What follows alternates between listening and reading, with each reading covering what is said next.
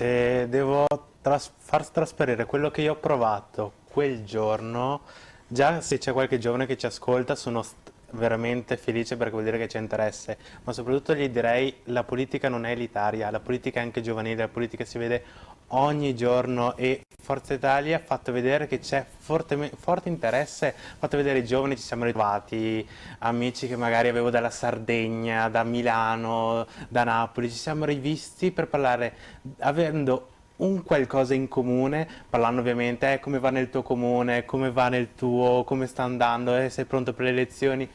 Però si è creato gruppo, si è creata una grande famiglia e questo è il bello della, soprattutto che vivo e può confermare anche Lorenzo in Forza Italia, una grande famiglia che ti sta dietro, che ti assiste nei momenti di difficoltà, che ti supporta, dove ovviamente come in ogni famiglia ci sono gioie e dolori, ci mancherebbe, però soprattutto dopo si sta tutti bene insieme, felici, si gioisce insieme per queste gioie e come hai ben detto Vincenzo. Cioè, con Tajani noi siamo aperti al dialogo, abbiamo avuto Fedez, l'abbiamo ascoltato, ha fatto un bel intervento, ci è piaciuto, gli abbiamo fatto anche una standing ovation che non si sarebbe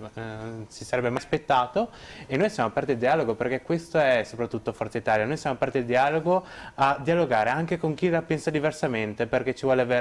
bisogna essere coraggiosi per sostenere le proprie idee, ma ci vuole avere ancora più coraggio nell'ascoltare anche quelle degli altri e nel bene e nel male comunque rimanere buoni amici.